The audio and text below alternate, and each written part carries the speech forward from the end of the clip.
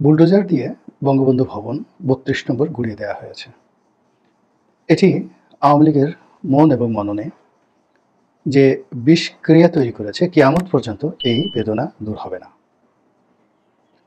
এবং এই ঘটনা আওয়ামী লীগের মনের মধ্যে যে ভীতির সঞ্চার করেছে, এটিও আগামী ২ দশক ২০ বছরের আগে এটা শেষ হবে না। এবং যতদিন পর্যন্ত আওয়ামী লীগ এই ৩২ নম্বর নির্মাণ করে বা পুনর্নির্মাণ করে আগের সেই আদলে ফিরিয়ে না আনতে পারবে, ততদিন পর্যন্ত মাথা উঁচু করে কথা বলার মতো শক্তি আওয়ামী লীগের থাকবে না। এখন যে কোনো মানুষকে যদি আওয়ামী লীগের যে কোনো মানুষকে যদি প্রশ্ন করা হয় বা তাদেরকে যদি ব্লেম করা হয় যে এত বড় বড় কথা বলছো, বঙ্গবন্ধুর মূর্তি ভেঙে ফেলা হলো, মাথার খুলিতে পেশাব করা হলো, তোমরা কি করেছো? মাথা নিচু করে থাকতে হবে। মাত্র ৫-৬ হাজার লোক গান বাজনা বাজিয়ে বাজিয়ে বুলডোজার দিয়ে সারা রাত ধরে ৩২ নম্বর ভেঙে ফেলল। ঢাকা শহরে আওয়ামী লীগের কি ৫,০০০ সেই পোষা কুকুরও ছিল না? পোষা কুকুর বলতে মানে মালিক যারা আওয়ামী লীগ করেন, অনেক ধনী লোক ঢাকা শহরে, তাদের বাসায় তো অনেকেই বিড়াল পোষেন, তারপরে কুকুর পোষেন। তো এরকম ঢাকা শহরে অন্তত পক্ষে ১ লাখ পোষা কুকুর রয়েছে। আওয়ামী লীগের যারা নেতাকর্মী তারা তাদের প্রতিপক্ষকে ভয় দেখানোর জন্য এইরকম দামি দামি কুকুর পোষেন। অনেকের বাড়িতে ২-৩টে করে কুকুর রয়েছে। এগুলো সব জার্মান শেফার্ড, এরপরে আরও ভয়ঙ্কর ভয়ঙ্কর সব কুকুর রয়েছে এবং এগুলো এখনও আছে। তো সেই দিন সেই আওয়ামী লীগের যারা সুবিধাভোগী লোকজন তারা নিজেরা না পারত, অ্যাটলিস্ট এভাবে যদি ১,০০০ খানেক কুকুর যদি তারা ছেড়ে দিত, তাদের পোষা কুকুর, তাহলে তো একটা কথা বলা যেত যে বাবা গো, আমরা পারলাম না, আমাদের সাহস হয়নি, আমরা আমাদের পোষা কুকুর দিয়ে আমরা কিছু একটা ঘটিয়েছি। কেউ যদি সেখানে এসে দাঁড়িয়ে একটু থুথু ফেলতেন, অন্য কিছু করতেন, একটু কান্নাকাটিও তো করতে পারতেন। দূরে দাঁড়িয়ে দাঁড়িয়ে দেখা যাচ্ছে যে নিরাপদ দূরত্বে দাঁড়িয়ে তিনি কাঁদছেন, আহা ভবনটা ভাঙা হচ্ছে। তো সেই কাঁদতে গিয়ে তার ধরা যেন তিনি না খান, এর জন্য আবার সেই নিজে নিজে ছবি তুলে সেগুলো আবার ফেসবুকে দিতেন যে বঙ্গবন্ধুর বাড়ির ভাঙা সেই দৃশ্য দেখে আমি অশ্রু বিসর্জন করেছি। তো এটা করতে পারতেন। বঙ্গবন্ধু ভবনের আশেপাশে অনেকগুলো উঁচুতলা ভবন ছিল, যেখান থেকে এইভাবে নিরাপদে দৃশ্য ধারণ করা যেত এবং তারা যে হাউমাউ করে কান্নাকাটি করছে, এমনকি গালাগালি করছে, একই করলি তোদেরকে দেখে দেবো, ছেড়ে দেবো, এই কাজগুলো কিন্তু তারা করেননি। ফলে যারা বুলডোজার চালিয়েছেন তারা এখনো পর্যন্ত মনের আনন্দে বগল বাজাচ্ছেন যে তারা মহাকালের একটা বিরাট সফল কাজ করে ফেলেছেন। ফলে আওয়ামী লীগের সহায় সম্পত্তি এখন তাদের কাছে গনিমতের মাল। সেটা আওয়ামী লীগের নেতা হোক, কর্মী হোক, নেতাকর্মীর স্ত্রী পুত্র সন্তান হোক, ধনসম্পত্তি হোক, তাদের গরু ছাগল মহিষ ভেড়া যা কিছু হোক না কেন, এই ৩২ নম্বর ভাঙার পর এটি রীতিমতো গনিমতের মালে পরিণত হয়েছে। ফলে আওয়ামী বিরোধী শক্তি যখন যেভাবে ইচ্ছা তারা প্রয়োজন মনে করলে কারো ব্যবসা প্রতিষ্ঠান দখল করতে পারেন, কাউকে কলার ধরে টেনে হিঁচড়ে পুলিশের গাড়িতে তুলে দিতে পারেন, কাউকে গণপিটুনি দিতে পারেন, কারো বাড়িতে আগুন ধরিয়ে দিতে পারেন, কারো বাড়িতে বুলডোজার লাগিয়ে দিতে পারেন। এরকম একটা পরিবেশ পরিস্থিতি বাংলাদেশে বিরাজ করছে এই ৩২ নম্বর ভাঙার পর। অন্যদিকে যারা জেলে আছেন বা জেলের বাইরে আছেন তারা বলতেছেন, বাবারে বাবা, কি শক্তি গো, এই এরা ৩২ নম্বর ভেঙে ফেললো, যে ৩২ নম্বর পাকিস্তানিরা ভাঙতে সাহস পায়নি, যে ৩২ নম্বরের ধারে কাছে পাকিস্তানিরা যেতে সাহস পায়নি, ইয়াহিয়া খান, টেক্কা খান, আইয়ুব খান থেকে শুরু করে আরও কত বাঘা বাঘা, রাঘব বুয়াল, জিয়াউর রহমানের সাথ, মঈনুদ্দিন ফখরুদ্দিন, কেউ এই ৩২ নম্বরের কাছে যেতে পারেনি। আর সেই বিদেশ থেকে কয়েকজন ইউটিউবাররা বলে দিল, অমনি সেটি একেবারে ভেঙে ফেলা হলো, আল্লাহ না জানি তারা কি করতে পারে।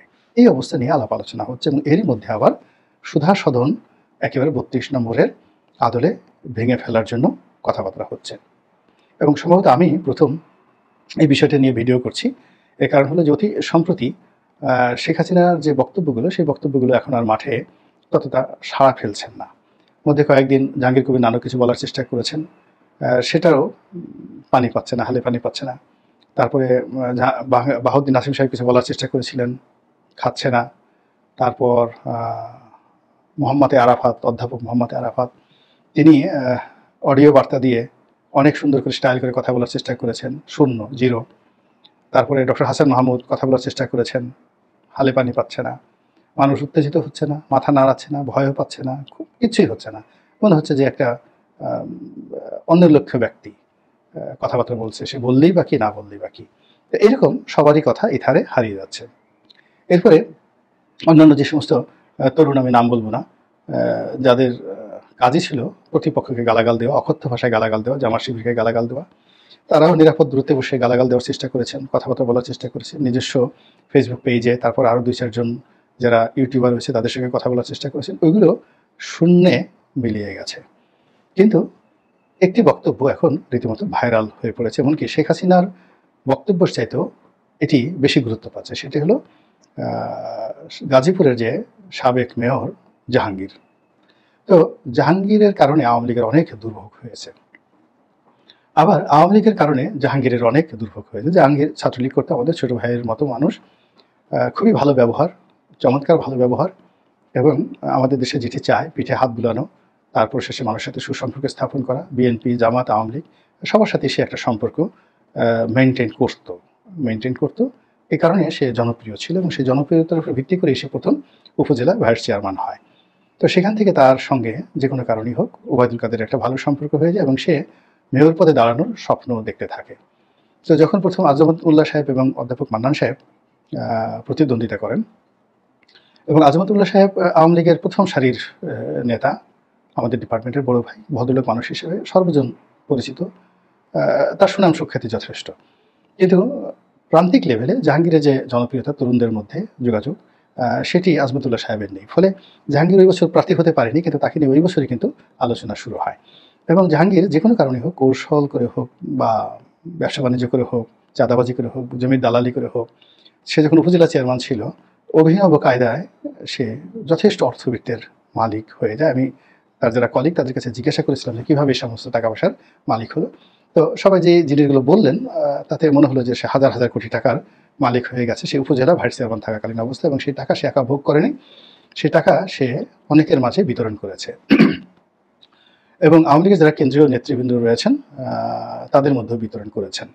ফলে পরবর্তীতে সে মেয়র পদে মনোনয়ন পেয়ে যায়, দলীয় মনোনয়ন পেয়ে যায়, এবং বিপুল ভোটে নির্বাচিত হয়ে যায়। তো মেয়র নির্বাচিত হওয়ার পর তার যে সেই অতীতের কর্মকাণ্ড, টাকা রোজগারের যে কর্মকাণ্ড, এটি বাড়তে থাকে, এবং তার প্রতিপক্ষে যারা লোকজন রয়েছেন তারা আবার শেখ হাসিনার কান ভারী করতে থাকে। ফলে শেখ হাসিনার সঙ্গে তার ব্যক্তিগত সম্পর্ক খুবই খারাপ পর্যায়ে চলে যায়, এবং একটা পর্যায়ে সে বহিষ্কৃত হয়। এবং সে কিছু বক্তব্য, আওয়ামী বিরোধী কিছু বক্তব্য, তার সে বক্তব্য ভাইরাল হয়ে যায়, এবং সেই কারণে তাকে বহিষ্কার করা হয়, এবং সম্ভবত জেলেও নেওয়া হয়েছিল। কিন্তু জাহাঙ্গীর খুব ভালো করে জানে যে আওয়ামী লীগ ছাড়া তার আসলে বেঁচে থাকার কোনো অবলম্বন নেই, এবং সে 1 মিনিটও গাজীপুরের মাটিতে তার কোনো অস্তিত্ব নেই। তার লেখাপড়া, গ্রাজুয়েশন করেছে বোধহয়, এরপর LLB করেছে, ওকালতি পাশ করেছে, এই পর্যন্তই। পরিবার পরিজন এরকম সুসম্পর্ক নেই, স্ত্রীর সঙ্গে বোধহয় ডিভোর্স আছে, একটা মাত্র মেয়ে নিয়ে থাকে, পারিবারিক জীবন সুখ শান্তিময় নয়। তো যার জন্য রাজনীতি হলো তার একমাত্র নেশা এবং পেশা। তো শেখ হাসিনাকে চ্যালেঞ্জ জানিয়ে এই বিগত নির্বাচনে তার মাকে দাঁড় করিয়ে সে তার মাকে পাশ করিয়ে নেয়। এরপর থেকে সে আরও বেপরোয়া হয়ে যায়, এবং আওয়ামী লীগে তার যাদের সাথে তার যে সম্পর্ক, যেমন ধরেন আমি বিএনপিতে আছি, কিন্তু বিএনপিতে থাকার সত্ত্বেও আওয়ামী লীগ যতদিন ক্ষমতায় ছিল, আওয়ামী লীগে আমার যারা বন্ধুবান্ধব ছিল তাদের সবার সঙ্গে আমার যোগাযোগ ছিল। ফলে অনেক আওয়ামী লীগের নতুন এমপি তারা যে কাজগুলো করতে না পারতেন, আমার একটা মুখের কথায় কিন্তু সেই কাজগুলো হয়ে যায়। আবার ধরুন এখন আমি যে অবস্থায় আছি, সেই অবস্থায় শুধুমাত্র ব্যক্তিগত সম্পর্কের কারণে সরকারি যারা গুরুত্বপূর্ণ পদ পদবিতে আছেন, সেখানে দেখা গেল কেউ ছোট ভাই, কেউ বড় ভাই, কেউ কলিগ।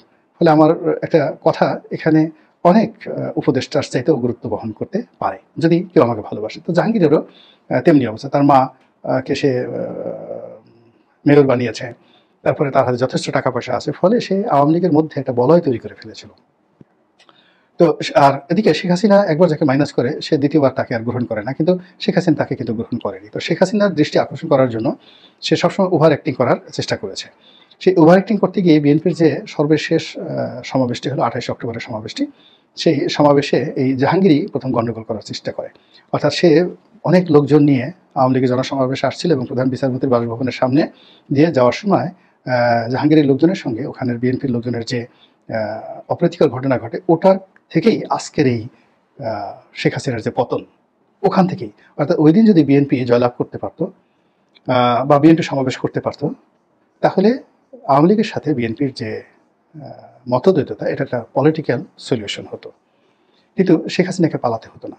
কিন্তু শেখ হাসিনার যে পালানো, সেই পালানোর নেপথ্যে ওই দিনের জাহাঙ্গীরের ওই ঘটনাটা কিন্তু উপলক্ষ হিসেবে কাজ করেছে। ওই দিনের ওই ঘটনার ফলে শেখ হাসিনা তার সর্বশক্তি বিএনপির বিরুদ্ধে প্রয়োগ করেছে এবং বিএনপির সবাইকে জেলে নিয়ে যেভাবে সে একটা নির্বাচন করে ফেলেছে, এর ফলে তার অহমিকা বেড়ে গেছে। এবং এই যে কোটা বিরোধী আন্দোলন, একেবারে যাদেরকে শেখ হাসিনা পাত্তাই দিতে চায়নি, তাদের হাতে তার পতন হবে এটা সে কল্পনা করতে পারেনি। তো সেই জাহাঙ্গীর শেখ হাসিনার পতনের পর গণপিটুনির শিকার হয়েছেন। কিন্তু যেহেতু সে জনপ্রিয়, তাকে আবার বিএনপির যারা লোকজন আছে তারাই হয়তো তাকে রক্ষা করেছে বলে আমি শুনেছি। তো সেই জাহাঙ্গীর এখন কিছু বক্তব্য দিচ্ছে আওয়ামী লীগের পক্ষে, এবং তার সেই বক্তব্যগুলোর মধ্যে একটি বক্তব্য রীতিমতো ভাইরাল হয়ে পড়েছে। এবং সেই ভাইরাল বক্তব্যের কারণে আওয়ামী বিরোধী যারা শক্তি তারা আবার উত্তেজিত হচ্ছে। অর্থাৎ শেখ হাসিনার বক্তব্য শুনে যেভাবে উত্তেজিত হয়ে ৩২ নম্বরে বুলডোজার গিয়েছিল, একইভাবে আওয়ামী বিরোধী শক্তিরা এই জাহাঙ্গীরের এই বক্তব্য শুনে তারা আবার উত্তেজিত হয়েছে। এবং এইবার তারা চিন্তা করছে যে তারা এবার এই জাহাঙ্গীরকে শিক্ষা দেওয়ার জন্য বা জাহাঙ্গীরের এই বক্তব্য দ্বারা যেন আওয়ামী লীগের লোকজন মানে উত্তেজিত, উদ্বেলিত, ঐক্যবদ্ধ হয়ে যেন সরকারের জন্য বাধা সৃষ্টি করতে না পারে, এজন্য এদেরকে আতুর ঘরেই শেষ করে দিতে হবে। এই আতুর ঘরে শেষ করার জন্য তারা আরেকটু উপলক্ষ সৃষ্টি করে যদি এই সুধা সদনে বুলডোজারের আক্রমণ চালায়, এবং সেটা খুব দ্রুত সেই আক্রমণ যদি চালায়, আপনারা সবাই আশ্চর্য হলেও আমি আশ্চর্য হব না। আল্লাহ আমাদের সবাইকে হেদায়েত দান করুন এবং হেফাজত করুন। আসসালামু আলাইকুম ওয়া রাহমাতুল্লাহি ওয়া বারাকাতুহু।